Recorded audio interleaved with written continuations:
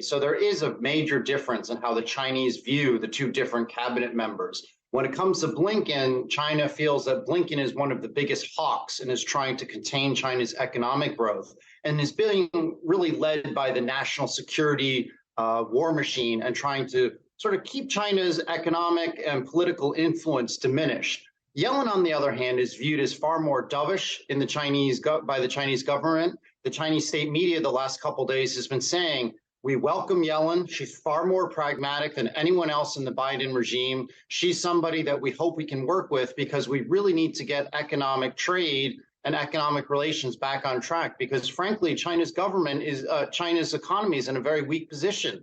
New numbers coming out. You saw a contraction in PMI.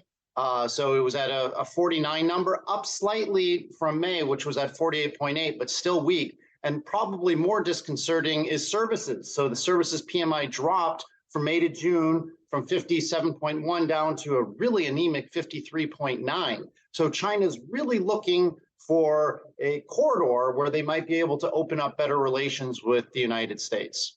Shaun, it's one thing for Janet Yellen to be more China-friendly within the Biden administration, and it's another for her to actually have influence over major policy decisions. How much sway does she actually have at the White House?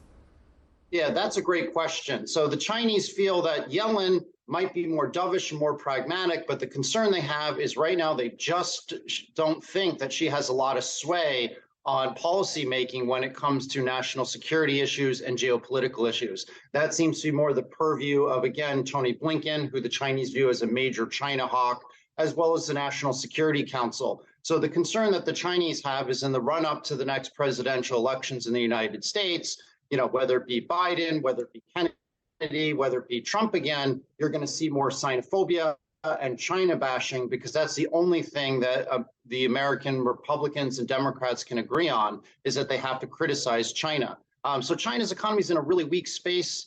Consumer confidence is collapsing. If your audience knows me, I've been one of China's biggest bulls for 25 years. But for the last year and a half, I've been one of the biggest bears. It's going to be very difficult for China to be able to continue to grow economically as long as the sword of Damocles. So America's, trade war, America's sanctions on selling semiconductors to China, the limits on buying, Xinjiang cotton. As long as that sort of Damocles holds over the Chinese economy, we're going to be in a very weak position, and investors need to be cautious on getting exposure.